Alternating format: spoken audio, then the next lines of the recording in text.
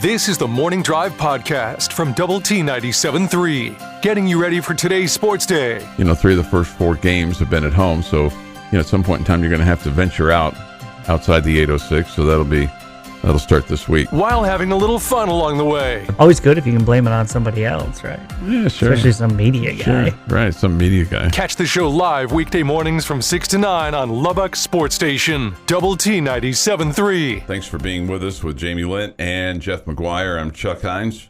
You may not even have to wait 5 minutes. It may change quicker than that. So just stay tuned.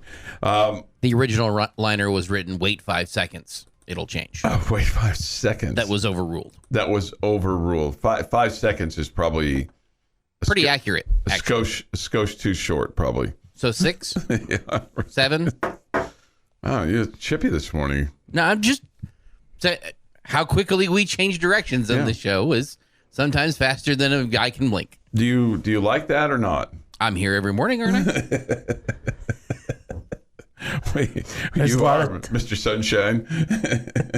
There's a lot of times I'm happy we're changing directions, so I'm not going to complain. Okay. You feel you get. Just let me know when you feel uncomfortable. Just kind of. We do. We don't hide that at all. raise your finger and I'll get right to it. NFL last night. 2 things. First. A big trade, and you don't always see these things in season in the NFL. But Christian McCaffrey going from the Carolina Panthers to the San Francisco 49ers changes the dynamic a little bit there in the NFC. The 49ers send a 2nd, 3rd, and 4th round pick next year and a 5th in 2024 to the Panthers for Christian McCaffrey.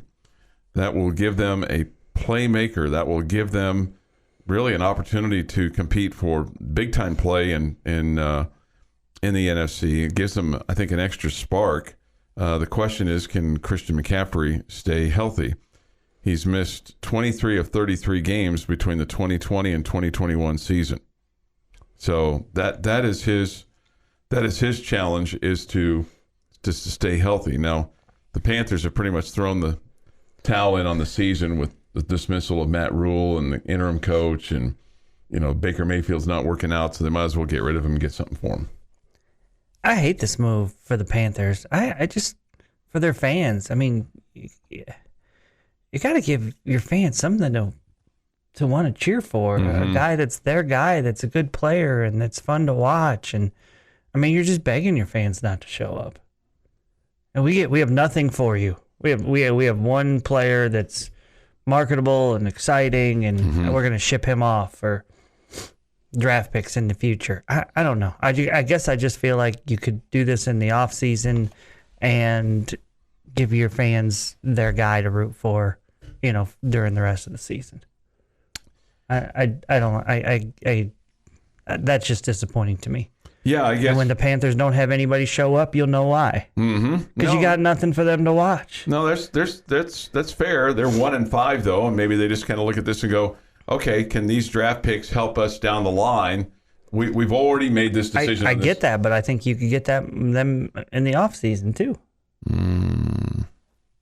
Maybe, but I mean, you got to strike while the iron's hot, especially when you have a team that feels like that they've got a shot if they get a player like Christian McCaffrey. Again, it's now on him to stay healthy. He's not necessarily proven that he can do it. And this really probably puts even more pressure on his dad, Ed McCaffrey, who's the GM of the team, of the 49ers, because they went out but again, Christian McCaffrey, when he's healthy, he's really, really good. Really, really good. And probably can really help Jimmy G be a better quarterback there for the San Francisco 49ers. So, one of the things about this is that you got to get when you have the opportunity, and obviously the Panthers have bailed, but 49ers get this. So here's what's interesting about this. The 49ers got some extra draft choices when they lost Robert Saleh to the New York Jets, who's the head coach, and when they lost Mike McDaniel to the Miami Dolphins, who's their head coach, and when they lost Martin Mayhew to the Washington Commanders. So they picked up some extra draft choices from other teams that basically allowed them and gave them plenty of wiggle room to go get McCaffrey. Sure. Plus, they're going to take on his salary, which this year is not much, but the next 2 years is like $12 million each.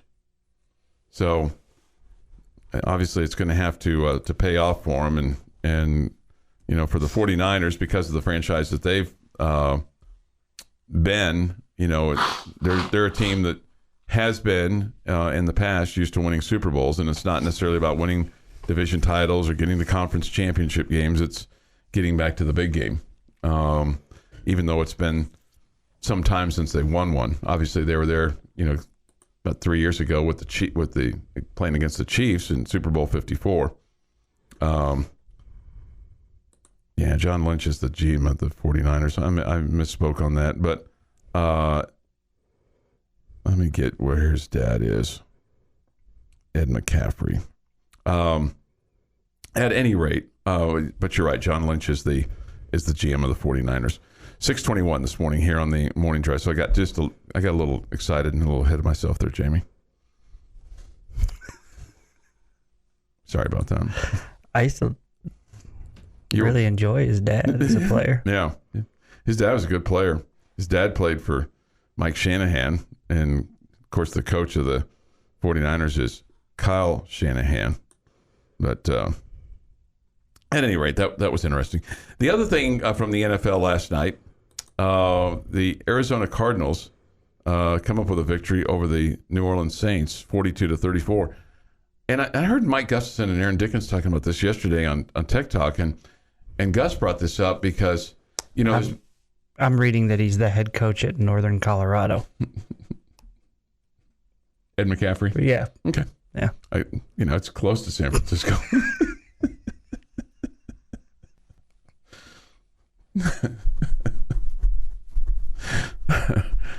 John Lynch and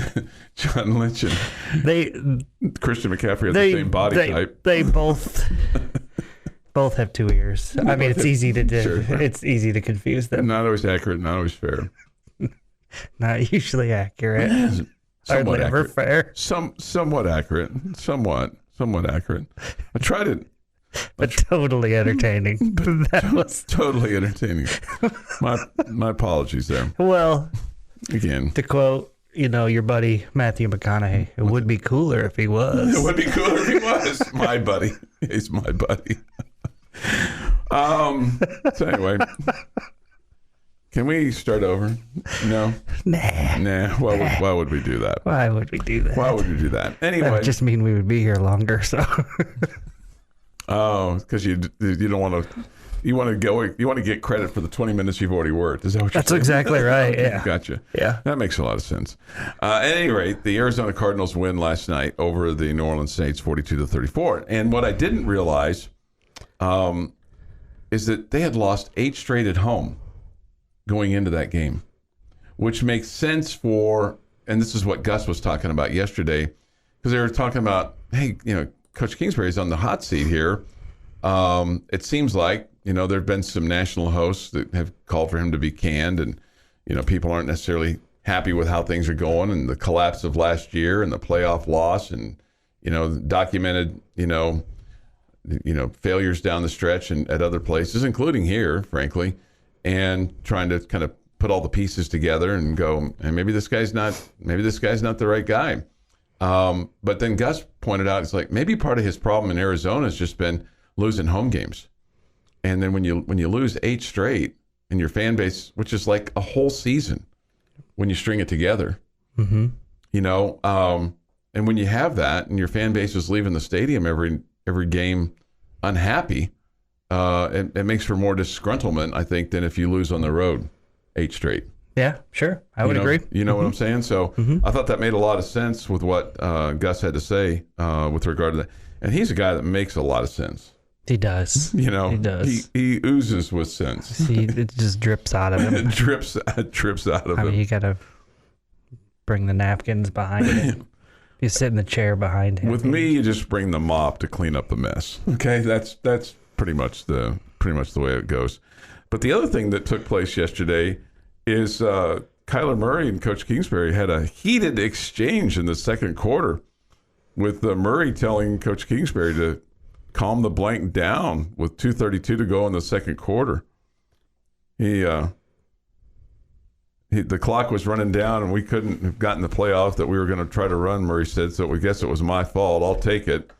But then he said, with regard to Coach Kingsbury, which is really not was the case here. He's real animated over there on the sidelines sometimes. And he said, I imagine he's feeling the pressure a little bit. See the antics. Yeah, I just thought that was really interesting that they would get, Coach Kingsbury would get in a heated exchange with somebody, because that is not his MO. No, and probably the truth of the matter is he knows that he kind of went out on a limb for Kyler Murray. Yeah. He's tied to him. Murray's not performing well, and it's coming back on Kingsbury. Yeah.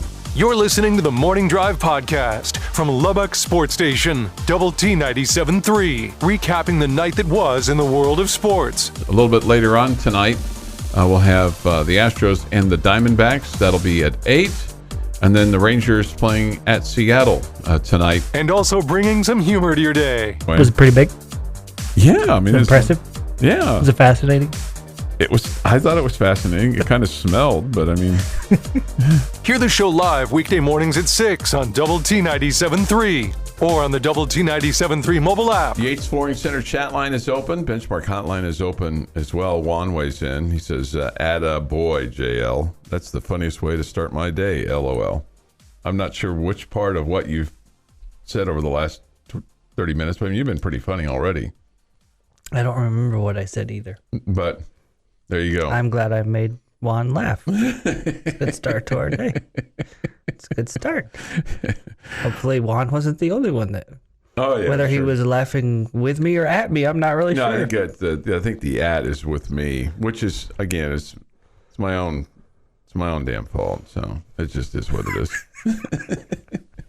Just tried to put 2 and 2 together to get 6, and it just sometimes the stories in my head are better than reality or fact. Or just different than fact. Just different. Well, you never let the facts get in the way of a good story, Jamie. That's one thing that you want to do. Speaking of starting at quarterback, Dak Prescott says he will indeed, for a fact, start Sunday against the Detroit Lions. This will be at Jerry's place. He went through a full practice yesterday for the first time since fracturing his right thumb in the season opener. He even, Jamie, if you had any further doubt, gave a thumbs up for the cameras at the end of his media session. Okay? So that'll tell you that he's ready to go. Full on. Thumbs up. Gave a thumbs up for the thumb. Okay? Okay. Dak said this: I did everything. I wasn't limited by any means. There wasn't a pitch count. I think I threw about 140 balls, something like that. I just made that up, but there was no pitch count. I was full go. Okay. In his place, Cooper Rush went 4-1. He was asked CeeDee Lamb was asked how did he look in practice.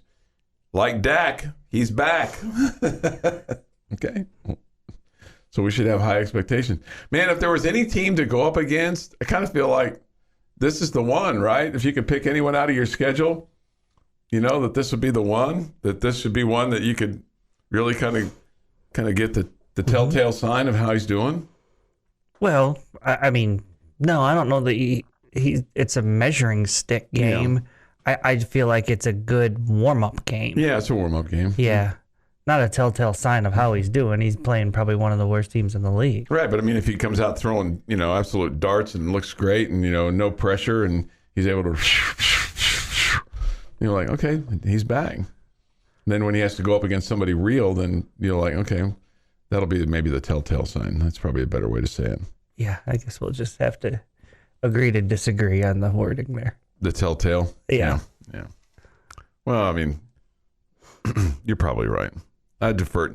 When you question me, I immediately go, yeah, you're probably right. You shouldn't do that. What? I'm wrong quite a bit, too. Not always.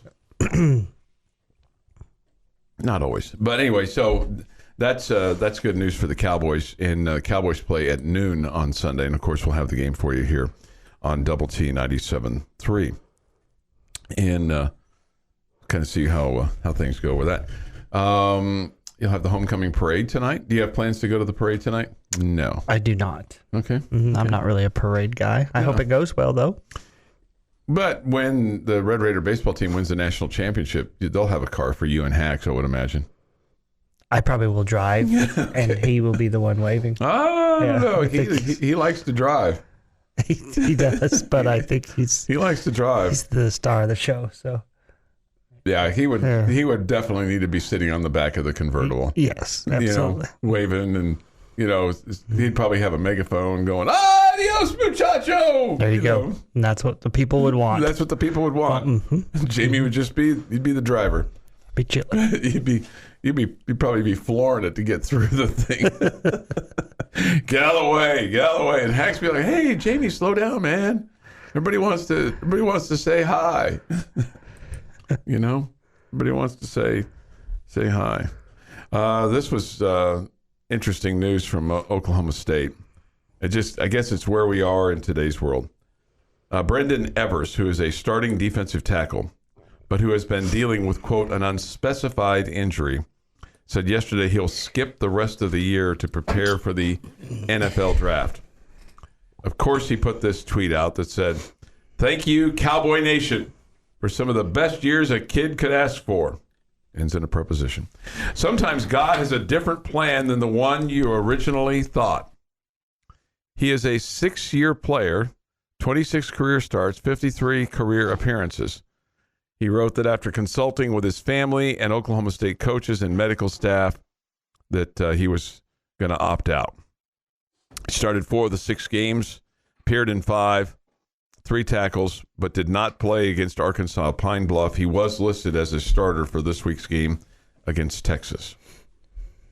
I guess that's just kind of where we are in the world, right? Yeah, I don't really even know what to say. I'd be really disappointed if that happened. And there'll be probably a point in time it'll happen. But I mean, like if Tyree Wilson were to come out and say, "You know what, I'm a little dinged up. I'm going to get myself ready for the draft, get myself healthy. Thank you, Red Raider Nation, for supporting me." I'd be really sour. I would as well. And you're probably right. It's probably something that's going to happen at some point, where a Red Raider football player says, "I'm just gonna take the rest of the year off. Thanks for all your support. Yeah, thank you. And let me reward you back by not playing. By quitting, yeah. He does not have an ESPN rating for the NFL draft. He started all 14 games last year. He had 21 tackles and 3 sacks for that Oklahoma State defense that was ranked 5th in the nation. I heard their uniforms were giving him a rash around his neck. It's hard to deal with. Helmet was just too tight. It's just too tight. They could never quite get it right. But yeah, that will really irritate me when it happens, and I'm certain that it will. And I 100% will not root for that player as he moves on to the next level. Yeah, in the National Football League. Correct. Risa points this out. If that happens, so they have to pay the money back? Well, I don't know. I don't know how the contract works, on something like that. I do know this, at least for the women's basketball players, they get half of their money at one point and then half in March. So if that happens, they don't get all of it, if they were to opt out. Mm. Okay, so it doesn't come in as I understand it today, or understood it at the time. It's not, and who knows, it may have changed, right? This is so much fun. Hey, we're not gonna give you the rest of your money until you prove that you're gonna stay the whole season with us. That's where we are, Jamie. This is so much fun. That's where we are. Jay points out Dallas 24, Detroit 10. Dak throws for 250, 2 TDs, 1 pick. Zeke runs for 100 and no touchdowns. In the Arizona Cardinal game last night with New Orleans, speaking of picks, Andy Dalton, the Red Rifle from TCU, he was the starting QB for New Orleans. Kind of a typical Andy Dalton performance. throws 6 touchdown passes, Jamie. 4 to his team and 2 to the other. Has Dalton been a guy with the high picks? I just think he's a guy that I don't know, seems to me to be, you feel like every time you feel like, oh man, this is going great, something bad happens. Yeah, I feel like I always pictured him as more of a bus driver and not a guy that was, big risk, big reward kind of guy. I mean, you see the highlights, one of them's totally not his fault. I mean, goes through the receiver's hands and pops up into the air. Not his fault at all. The other one was definitely his fault. The red rifle. Hey. Colin Cowherd's big on calling him the red rifle. Man, this girl who's calling sidelines for doing the sidelines for the Astros and Yankees series. Uh-huh. Oh, man. She calls everybody by their nicknames. Sevy, I mean, everybody. I bet you that drives you crazy. It drives me nuts. Drives me nuts. Sevy. She's got all of them for both teams. Does she? Yeah. Got a little cue card. And it's not manager Dusty Baker, it's Dusty. Dusty. Yeah, that does drives me crazy when people do that. Stop. It drives me crazy. Unless you've been told to do that, which they probably haven't. When you're referring to them, you refer to their real name. Yeah. Your morning dose of coffee and sports. This is the Morning Drive Podcast from Double T 97.3. Catch the show live weekdays from 6 to 9 on Double T 97.3 FM or on the Double T 97.3 mobile app. Nice to have you with us with Jamie Lent and Jeff McGuire. I'm Chuck Heinz. Take your score predictions for tomorrow's game. Texas Tech and West Virginia. Jamie and Jeff and I'll make ours an hour and 15 minutes from now with upon further review. And see what the last couple of weeks we've all, I think, picked against the Red Raiders. So we'll see if that tide shifts this week. Okay? Mm-hmm. See if that tide shifts this week. Still don't know who the starting quarterback is going to be on the depth chart. And I don't know how much you want to pay attention to this. It says Donovan Smith or Baron Morton. And then lists Tyler Shuck as 3. Coach McGuire saying last night, basically, Shuck is his emergency guy this week. So it would take an awful lot. It would take unfortunate things to happen, it appears, to get him into the game this week. Okay. That's what it appears to be, that it would take,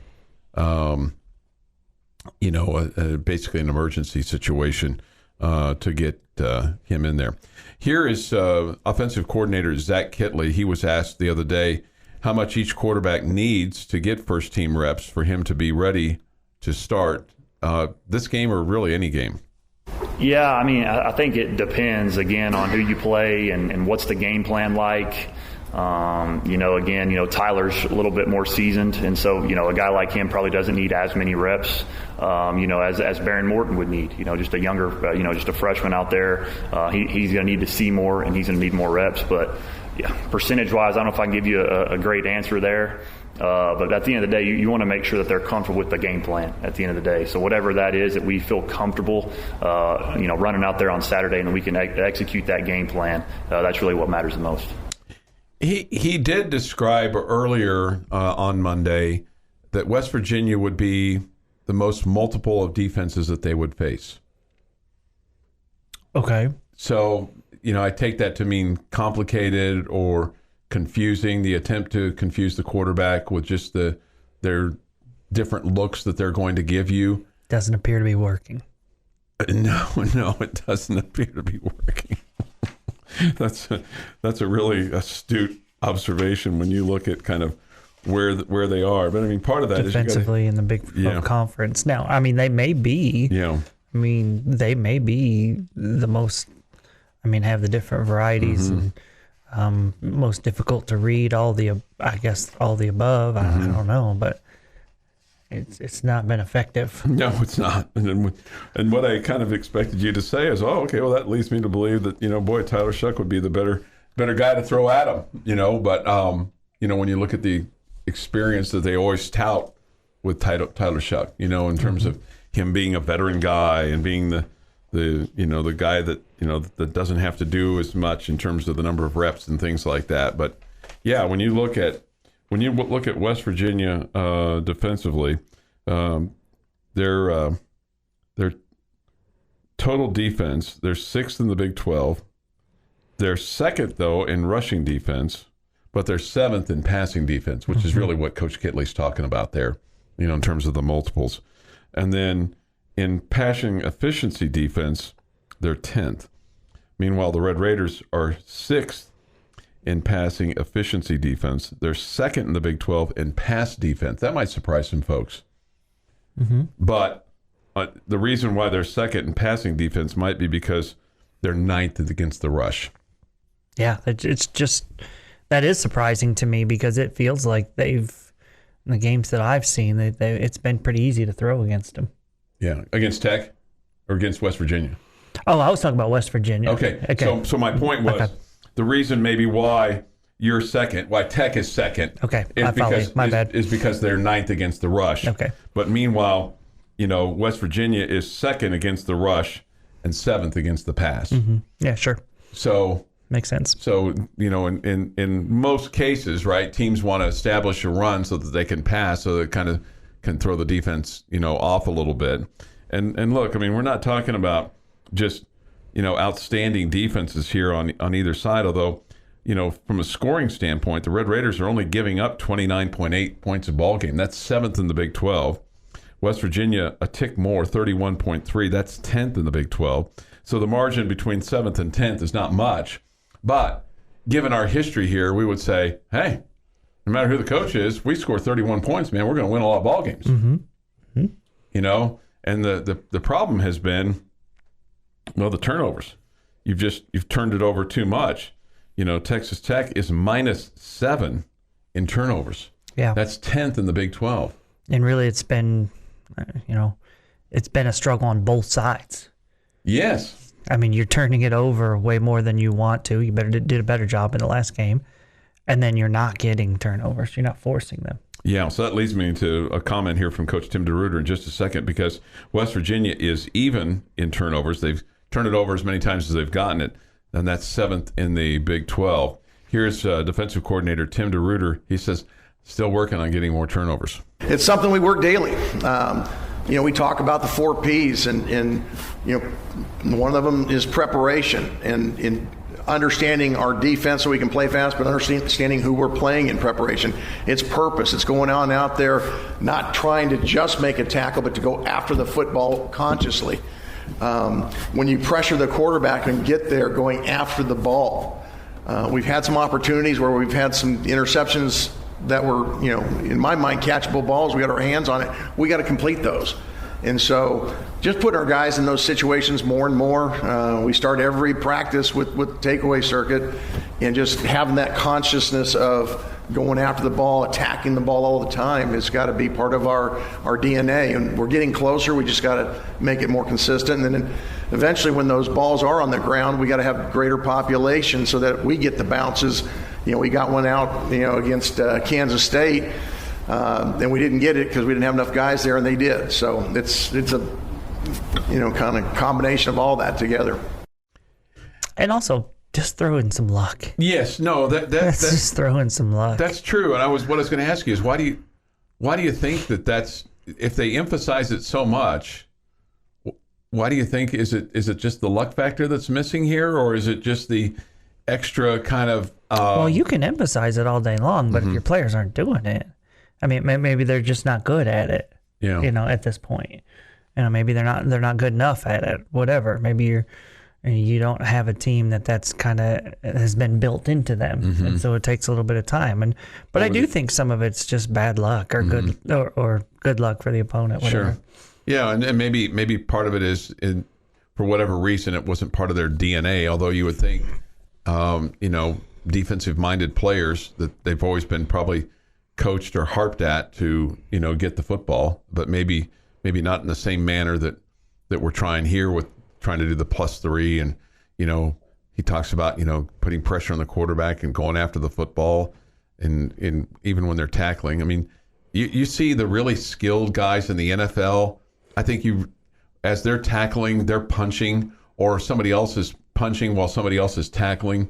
The really good defenses, the really good teams in the NFL that do that, and in college too. And I love the term population. We have to get more population around the ball. and people collapsing on the tackler, because as that guy's going down, man, he's trying to protect himself and all different kinds of manners, and in addition to protecting the football. And if somebody's going after his knees or his ankles or his head, and then there's another guy that's punching on his arm, well, 3-on-1, it's pretty hard to keep everything together, right? But I love that term. We have to get more population around the ball. Okay. I thought that was really, really cool. Joey McGuire told a great story last night on Red Raider Football with Joey McGuire. They had Marcel Yates on. He's the defensive back coach. And so when Coach McGuire was recruiting Tim DeRuyter to come here, he came from Oregon, and they were having a coaching change at Oregon, so Coach DeRuyter was probably going to end up somewhere. But he had been a guy that had been at Fresno State as the head coach, had been at Cal and Oregon. So, coming here is a little bit different, even though his daughter had worked here at one point in time and was going to school here. So Coach McGuire calls him up and goes, okay, Tim, what do you need? He goes, I need Marcel Yates to be my defensive back coach. And Coach McGuire goes, done. We'll make that happen. So then he calls Marcel Yates, and he says, and Marcel Yates is the one telling this, or Joey McGuire was the one telling this story. So Coach McGuire says, so he called Marcel, and he said, Marcel, he said, Tim DeRuyter is going to sign on tomorrow as the defensive coordinator, even though he hadn't said that he was going to come yet. He goes, you might as well get ready and come to Lubbock because you're coming with him. So anyway, sometimes you got to be a good salesman with your own staff too. Sure. It's all part of it. And anticipate the close. So I love that he just went ahead and said, hey, Coach DeRuyter's coming, man. You might as well get packed up and head this way because he's signing tomorrow, so let's get you going too. So 2 for 1 there. 7:25. Jamie's question of the day is next. Getting your sports day started the right way. This is the Morning Drive Podcast from Double T 97.3, breaking down the biggest games. If Texas Tech does not win the Big 12 football conference, who are you rooting for to win the conference if Tech does not win it this year? Well, busting some chops along the way.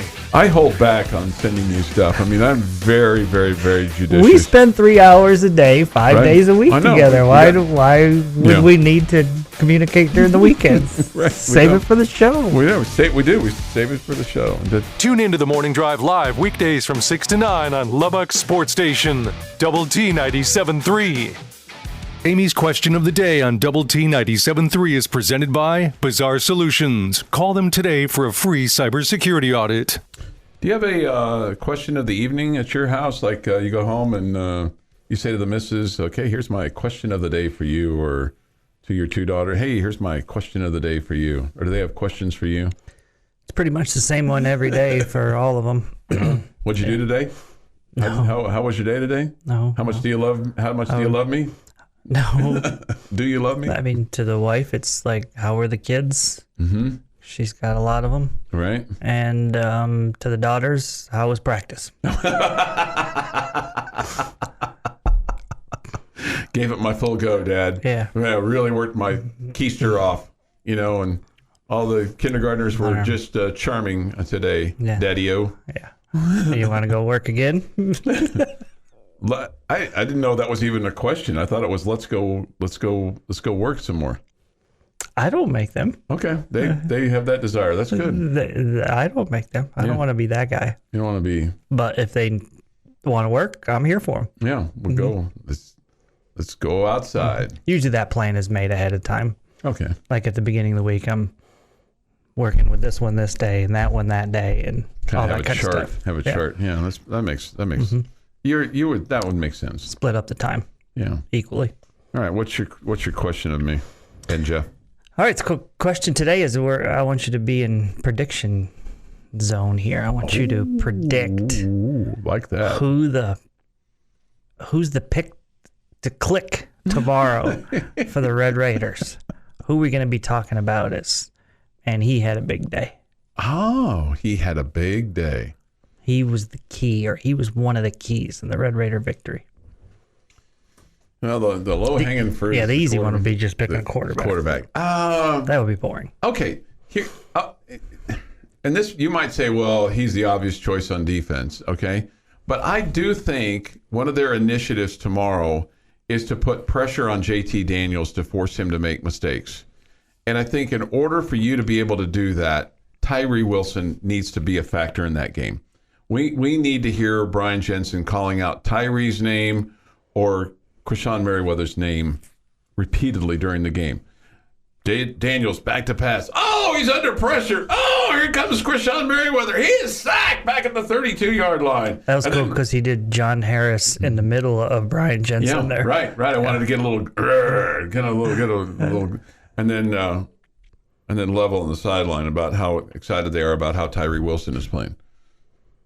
So I'm going to say Tyree Wilson needs to have a big day tomorrow. Just not necessarily in terms of statistics, but just presence, hurries, that type of thing. In addition to maybe a couple of sacks. Jeff?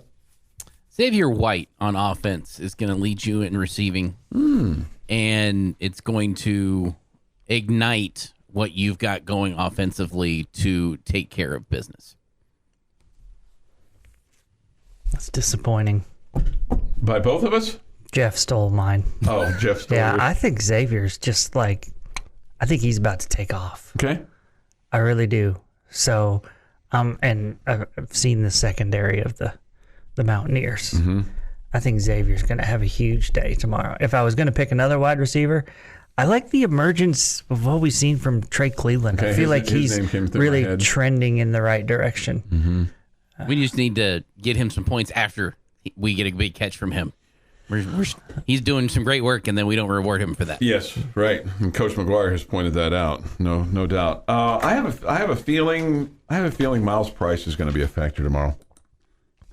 Okay. I mean, he's healthier. I don't know if he's completely healthy, but he's healthier. So I think that there's that opportunity for him. He's caught more balls than anybody. Xavier White, though, is coming up on him. He's got 23. Duran Bradley has 24. Price has 31 on the day. So, or on the year, I should say. If he has 31 on the day, he definitely will be that's right. the pick that clicked. That's right. As far as defensively, Krishan Merriweather has 31 unassisted tackles, 19 assists for 50 total tackles. He has 1.5 sacks. Tyree Wilson on the year has 6 sacks, 9 tackles for losses. He has 37 total tackles. And remember, he's double teamed, so that in some cases, so that's opening up opportunities for somebody else. Sure. Because they have to pay attention. They have to pay attention. And Kosai Eldridge has come on as well. He's got 17 unassisted, 12 assisted, and 29 total tackles, and 2 tackles for losses. I'll tell you somebody else that I think you hear his name quite a bit during these broadcasts is Dadrian Taylor Demerson. 20 tackles on the year, 9 assisted. But he's had a much better year than last year. I think he's just improved. I would agree. Okay, I think he's just improved. And then we've talked about him a little bit, but they've been really happy with Tyler Owens as well. Last week just kind of felt like, to me, like we hadn't heard his name that much, and then last week it just seemed like he came out of nowhere. It's his practicing, I think, is why he's kind of come out of nowhere. Let's see here. I don't know that Wilson needs his name called, but I do think he needs to have a big impact on the game. If he can command a double team and force the running back to account for him in pass block, that opens up lanes for someone else to get to the quarterback, and they need to take advantage. This is from the Yates Flooring Center chat line. This is not my brain. Wilson has the ability to affect the game with getting big stats, yes. Somebody says this, Eldridge on defense and Brooks on offense. Okay. I like it. Okay. Mm-hmm. I'd like to see Taj get going again. It feels like he's been quiet of late. Okay. Obviously, that has something to do with your offensive line. Sure. Somebody says the Tech field goal kicker. So, Trey Wolf. Yeah, I mean, your field goal kicker was huge last year, Jonathan Garibay. Mm-hmm. He kicked a game winner. So, yeah, that was big. That was big for them. Mm-hmm. So there you go. But I bet you'd like to see 7s instead of 3s. I would love to see 7s instead of 3s. Yes. I would love to see 7s instead of 3s.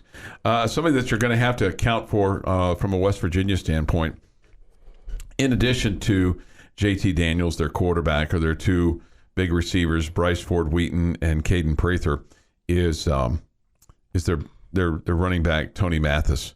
92 attempts, 476 yards. He's averaging 5 yards a tote.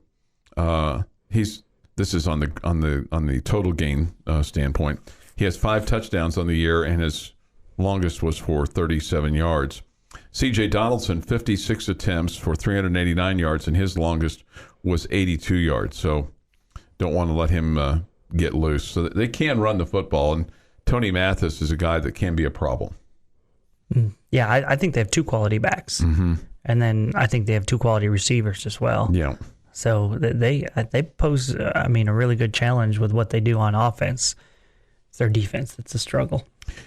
JT Daniels has only thrown 3 interceptions on the season, and he's 139 of 218 for 1,492 yards and 9 touchdowns, averaging about 250 a game. Okay, so just to kind of keep that in mind from the and he's a guy that has had experience as well in numerous schools. In fact, Marcel Yates went up against him at one of JT's other schools, and Yates is the defensive back coach for Texas Tech when he was at Arizona, and Daniels was, I guess, at USC because he's traveled a little bit. USC, Georgia, yeah, West Virginia, right? Yeah. It's a little. And those are 3 big schools. Those are. Mm-hmm. Maybe I wonder if he wonders, hey, if I'd have stayed at Georgia, would I've? Maybe he wouldn't have gotten the opportunity. But I wouldn't guess so because Stetson Bennett's still killing it. Yeah, he's killing it. Stetson Stetson, whatever his name is. I think you're right, Stetson. I think you're right the first time. I think. Yeah. But anyway, he kind of followed Graham Harrell from SC to West Virginia, made some sense. Similar offense, knows the terminology, knows the expectation, and probably is doing better than he would have somewhere else. All right, 7:40 this morning on the morning drive. Mountaineers coming to town, and their head coach Neil Brown, who was here as the offensive coordinator for Tommy Tuberville. Wonder if he's got a favorite haunt that he's going to check out tonight. My guess is no. Probably be just holed up and watching film. I won't be out in the town with his visor tonight, would be my guess. Your morning blend of sports. K-State is coming off a big win over Oklahoma. Of course, the Red Raiders off their 37-34 overtime win over number 22 Texas. And humor. Sure to tell them that. You suggested that.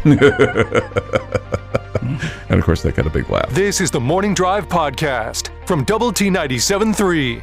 Catch the show live weekdays from 6 to 9 on Double T 97.3 FM or on the Double T 97.3 mobile app. Hey, good morning. It is the Morning Drive on Lubbock Sports Station, Double T 97.3 and Double T 97.3.com with Jamie Lent and Jeff McGuire. I'm Chuck Heinz. Nice to have you with us this morning on Lubbock Sports Station, Double T 97.3. We'll have high school football on the air for you tonight, Friendship and Permian, as Mojo. They don't really have the Mojo anymore. I don't even know if they really, they still Mojo it, but they don't seem to have it as much as they used to. I don't. Yeah, it doesn't seem that way. It doesn't seem like seems like they've lost their intimidation. Okay, that's what it seems like to me. I may be completely off base on that, but that's what it seems like. Anyway, we'll have the broadcast tonight from Tiger Stadium over in Wilford as Friendship meets the Permian Panthers. 6:30 the broadcast time. From Lowry Field tonight, Monterey and Lubbock Cooper. We'll have the Lubbock Cooper broadcast. That'll be at 6:30 this evening.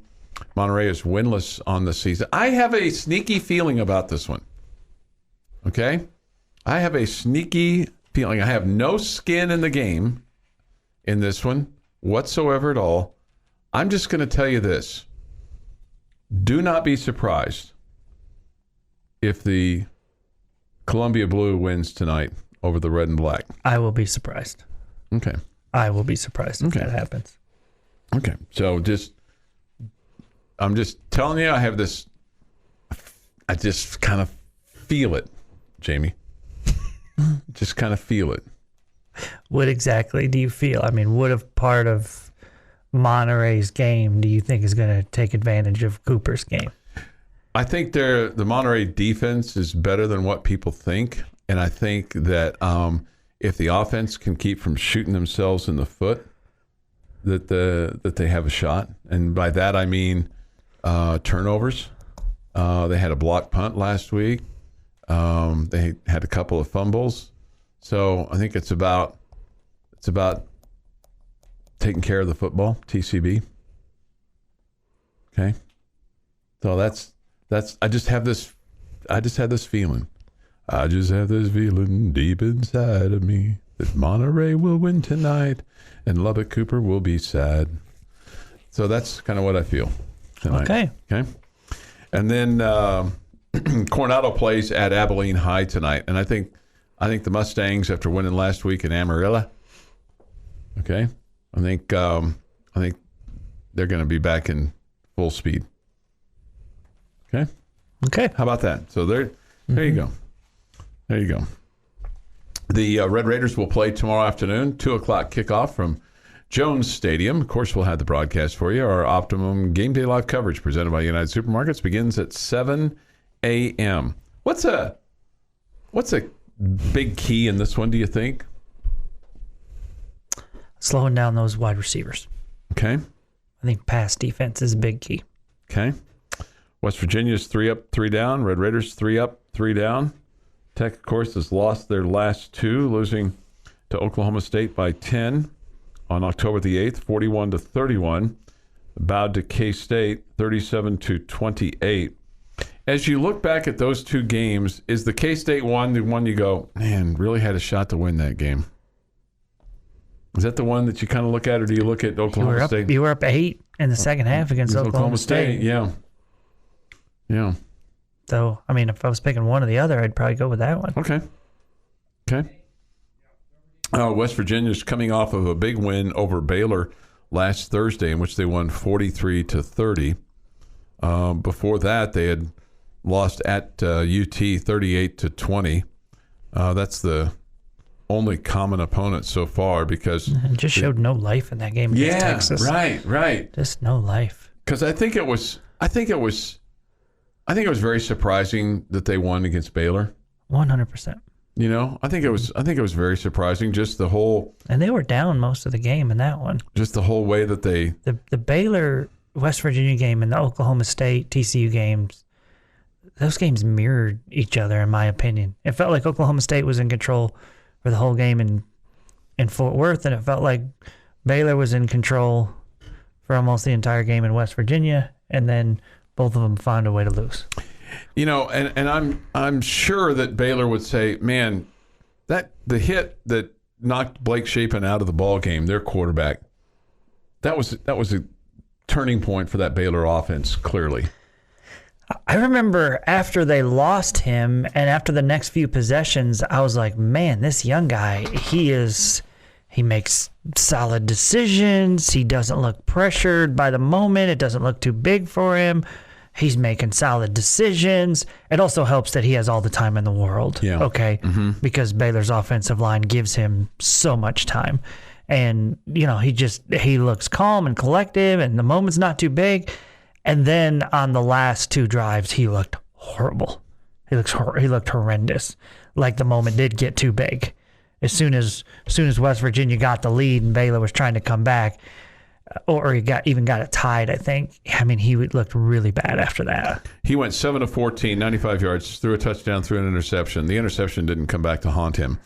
JT Daniels, 24 of 37, 283 yards, threw a touchdown, threw an interception. It didn't come back to haunt him either. This is the game where Tony Mathis really looked good. 22 attempts, 167 yards. Only lost 4 yards. Ran for 2 touchdowns, including one a long gain for 37. Mm-hmm. I mean, the running game against Baylor, that looked really, really good. And then Justin Johnson Jr., 12 totes for 48 yards, and he too had a touchdown in the ball game. So the receivers that you talked about, Caden Prather, he had 8 receptions for 109 yards for a touchdown. And he's going to be a problem. And then also Bryce Ford Wheaton, 5 for 51. He's going to be a problem too. Both those guys. Yep. Both those guys are problems. So if Your secondary is going to be challenged. Caden Prather is number 3, and the other guy is 0. So just, if you're looking downfield and you see 0 or 3 open, you're just going to go scream out, hey, cover that guy. Help him out a little bit. Yeah, if you see anybody open, because I think even their top guys can probably catch the ball when they're wide open. And these guys are 2 guys that you look at the numbers, they're also really good even in like 50-50 balls, competitive catches. So your defensive backfield has to be physical and has to worry about guys that can high point the ball and out jump you and all that kind of good stuff. So it's and those guys are big. I mean, those guys have some length to them, and they sure do, and some size to them. So you need to kind of keep that in mind. When you're watching the defensive, when you're watching the offense of West Virginia, and you got the Tech defense out there. So keep that in mind when you're kind of looking at that. We don't know who the starting quarterback's going to be, but when you get to the stadium tomorrow, if you get there at about let's see, kicks at 2, probably 2:04 or so. So about maybe between 1:15 and 1:30 when they're out there running drills. Look for number 56. That's Dennis Wilburn. He is their center for the Red Raiders. Whoever he's snapping it to, that's who's starting. So when you sit down in your seats and Mac next to you says, all right, Joe, who's going to be our QB today?